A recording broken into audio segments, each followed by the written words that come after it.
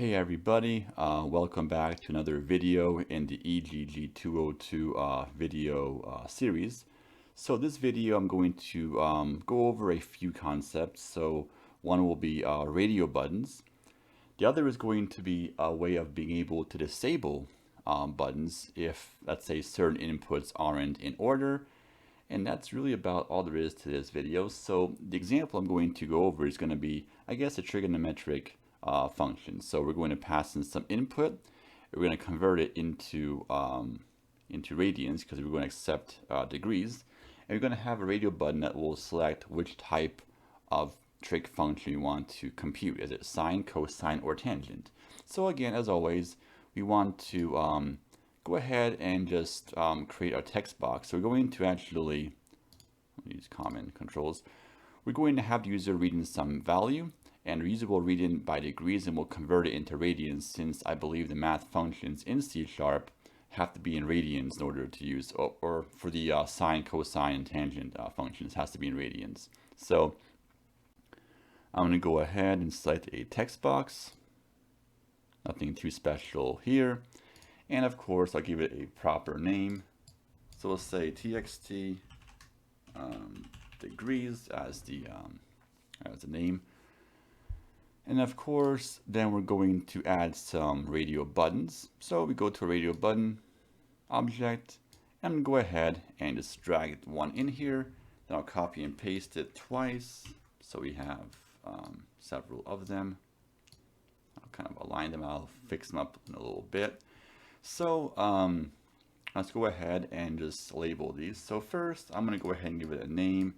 And I guess maybe, I don't know, rad. I guess rad sounds okay. So rad is short for radio button.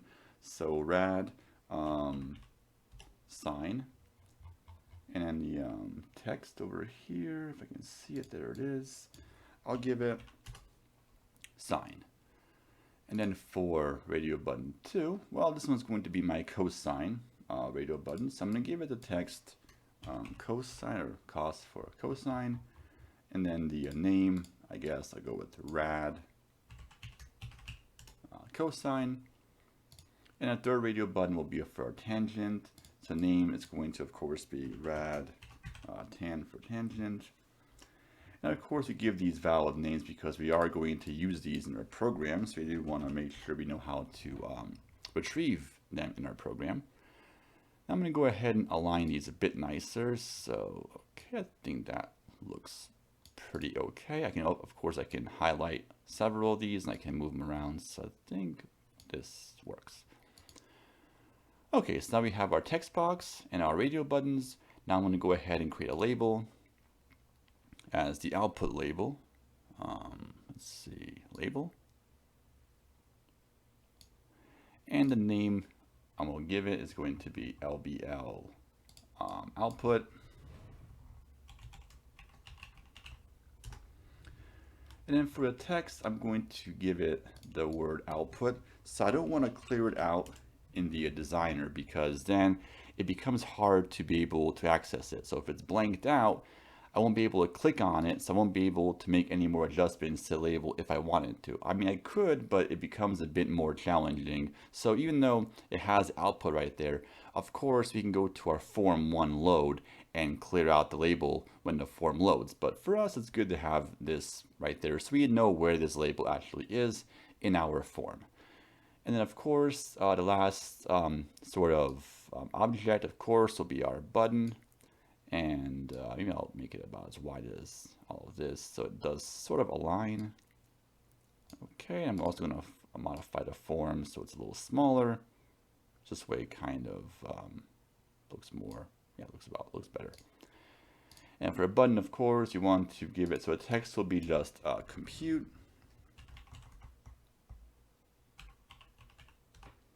And the button name, as always, since we're going to use this button in our program, you want to give it a valid name, so btn compute, so we know how to refer to this in our code. So I'm not going to add a quit button because, well, I mean, that's pretty simple, so I don't want to waste time on that. But it's going to basically be our form. So now we're going to go ahead and now talk about how to add functionality to this application. So the first thing we'll do is basically set up our form load. So you want to essentially have our output label to be blank. And we also want to automatically force all these radio buttons to not be checked. So I believe it's going to usually by default have these radio buttons unchecked, but I want to be able to manually just enforce that so I don't depend on luck that's not going to set those to be unchecked. So I want to have these unchecked on load and have this label output blank. So of course we double click on the form to create the event for the form1 load. I already have this constant here defined from earlier, which will be used to convert from degrees to radians. And then we're going to have our form1. We're going to say lbl output.text equals blank to basically just set the that label to blank. And then of course we're going to have rad sign dot checked equals false. So this is going to be the way we check if we're going to assign false to it. So that checked field for a radio button is really going to tell us whether that radio button is selected or not. But right now we're going to set these all to false, which means that none of these will be selected when the program initially runs.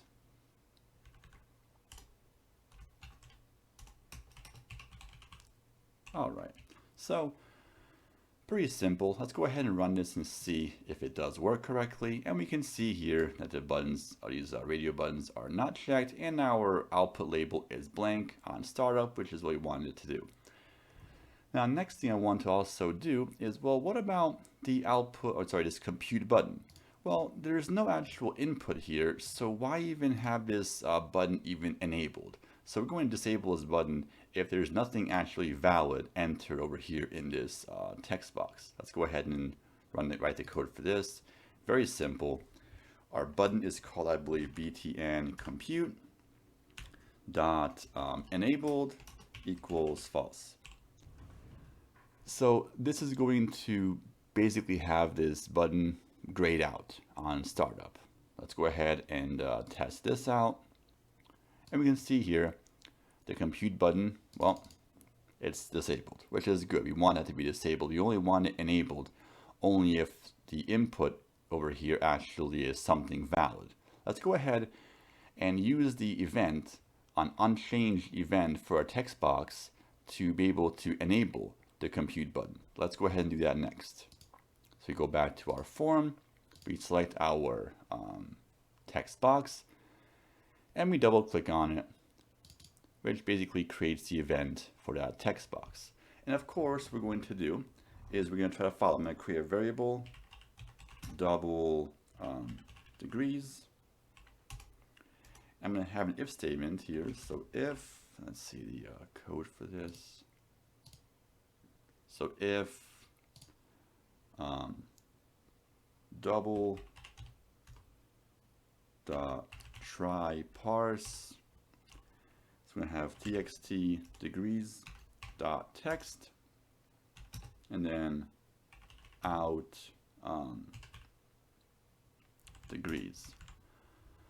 So what this does is, remember the try parse from the earlier labs. What this does is going to essentially returns true if this string, so txt degrees dot text will be some string stored in this text box.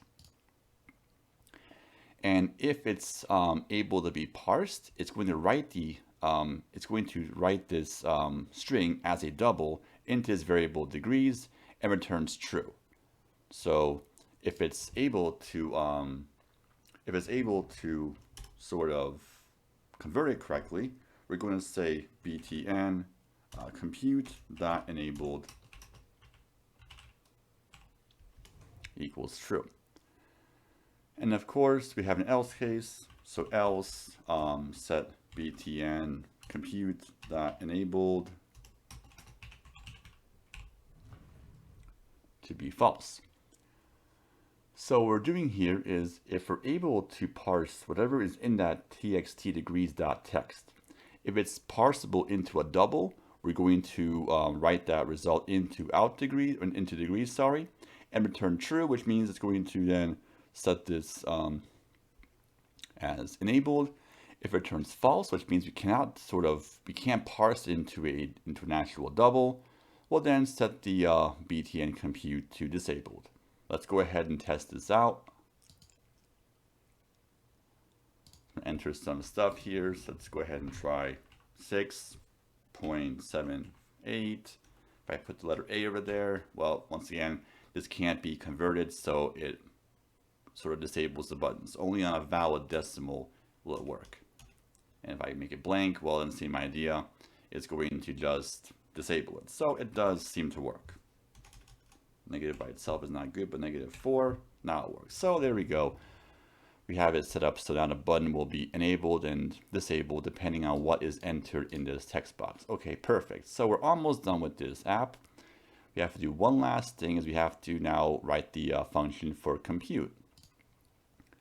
So going back to our form, I will double click on the compute button to create the event for this. So basically, if this button is clicked, it will run this code inside of this function btn compute _ click. So the first thing I'll do is the following. So I'm going to first say, well, if rad.sign.checked, I'm going to first actually verify if they're all not checked, I don't want to do anything. So if not rad cosine.checked and not rad tangent.checked. Now, of course, you could actually write this, instead of saying not rad sign.checked, you could actually say rad sign.checked equals false. You could write that, but it's sort of, I don't know, it seems like kind of a newbie-ish thing to do. So it's better to actually use this not instead.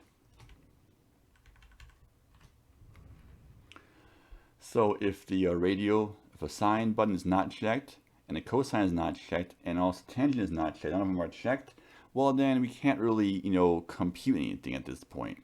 So we're going to do the following. So here's another sort of new information here.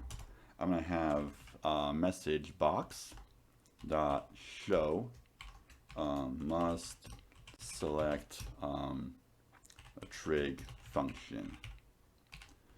So a message box is just sort of a pop-up box that just, well, we'll see how, let's go ahead and check this out. Let's go ahead and see how this works. So I'm going to go ahead and sort of enter some input. I'm going to say 4. I'll hit compute, and this pops up. So basically in our code, I just have to click on this first.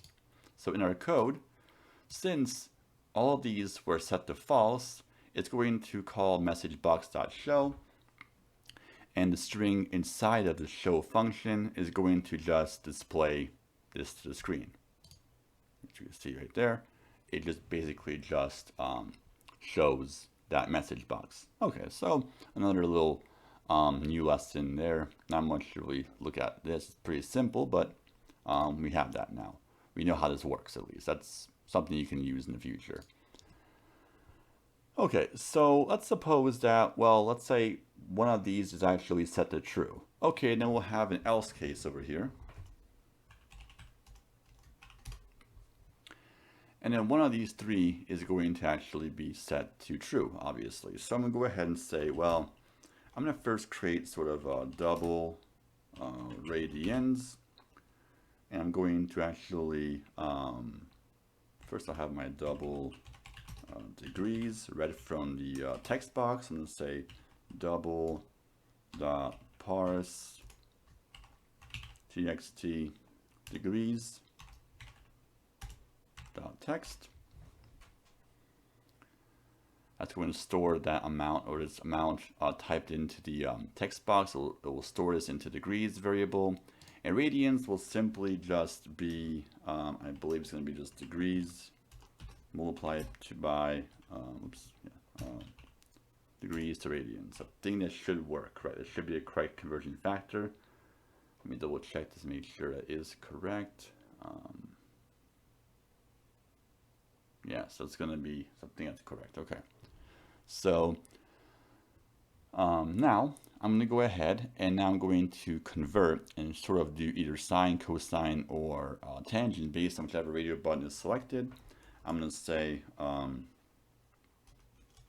guess I'll just have a variable here called double result. Then I'll have if rad sine dot checked. I'll have an else if rad cosine dot checked. You could do an else here, but I'll do another else if. Sure, so else if rad tangent dot checked. So it's a radio button, so there's no way all three can be checked. Only one of these three actually can be checked. So whichever one is true, we're going to execute the code right here. So let's say if the sine one is checked, well then in that case I'm going to compute the result to simply be just math dot sine, and I'll pass in radians like that. I guess I didn't have to use brackets for this, but it's all right though. Result, in this case, if I say the cosine radio button is checked, then I'll say math dot cosine, the radians amount that we just converted above, then result. So in this case, for this else if case at the very end, if the tangent radio button is selected, then we're going to have, we're going to go ahead and use the math function here to compute the tangent amount. So all we did over here was that we sort of check which button is selected. So if the sine button is selected, then compute the sine of that radians amount. If the cosine button is checked, go ahead and compute the cosine amount with that radians amount. And if tangent button is selected or checked, then we're going to do this tangent operation. And we took our degrees from the input, from the user input, and I believe all the math functions in C# has to be in radians form, so we have to convert it into radians, and we use that amount to compute result, depending on which which radio button the user selected. So last, we'll go ahead and output the result. So I'm going to say LBL output dot text is going to be, I'm going to go ahead and say degrees dot toString. Actually, if I put this inside of the else if, yeah, I guess I can't really do like this. I have to make sure I know which one was selected. So I'm going to have it right here, LBL output dot text equals degrees dot toString.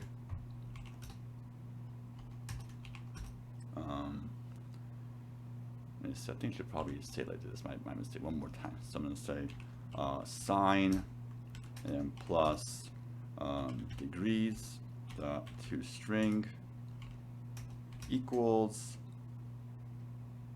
Should have said this. Equals result dot toString. Let's go ahead and copy and paste this and the other ones. I don't have to like retype all this.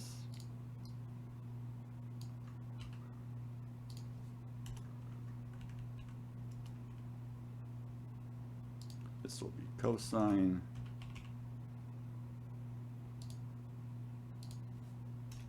This will be tangent.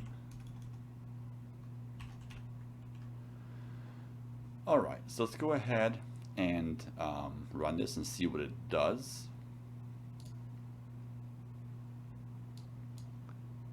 Let's try, I believe sine of 90 should be 1, if I did this correctly. Yes, so okay, let's say the conversion factor was correct, so sine 90 equals 1. I guess select cosine and hit compute. Cosine 90, I think it's actually, yeah, I mean, tangent of 90. So We have our values. Go ahead and try other numbers. Try 145, sine, compute. So I believe these all are correct. I mean, I guess I'm going to go ahead and just assume that the functions are correct. So now I want to do one more thing. I want to add some more content to this. So I want to go ahead and maybe format the numbers to be a bit nicer. And of course, be able to reset everything back after I hit compute. Let's go ahead and we'll look at that. So what we're going to do is we're going to sort of add the following feature to this. Is we're going to basically have it where after we hit the compute button, I want to wipe out whatever text is written over here. I want to set these buttons all be blank and have the compute button back to grayed out. So let's go ahead and write that feature. So essentially, after this else, all the code here is done in this else case over here. I'm going to have it where it's going to set these buttons to false, and it's going to disable the compute button because we just computed, so we can go ahead and disable it until we try to enter new inputs. And I'm going to also have it where the text box dot text will equal blank. And also, just to be safe, I'm going to say text txt degrees dot sound focus.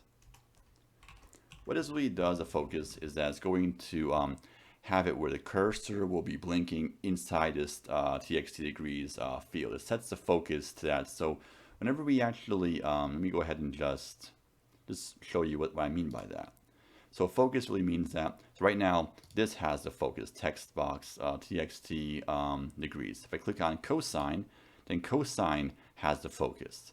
If I clicked on a compute button, if it was computable, let me go ahead and just do this. If I click on compute, then the focus would be on that compute button by default. But of course, I set it where the focus will go back to this text box over here. So the focus really means that which component we want on our form to have the current focus on. So, okay, so now the last part is I want to go ahead and format these numbers, and not the best formatting idea here, but this is sort of useful for the next assignment. Is I want to format these numbers to 2 decimal places. Let's go ahead and do that right now. So right here we're going to have the following. We're going to say string dot format, and then we have the following. So I'm going to go ahead and get rid of all of this. So format, so you first have to have our output string and then our number. So we're going to use result over here, and then we're going to use 0, which 0 because we can have more than one possible argument. So I don't really know how to explain this without going so deep into this, but results are only argument we're using for a format. So 0 is, we're going to take result and it's going to get copied into 0. I would just say for now, just don't overthink this. So 0, we have to have that there.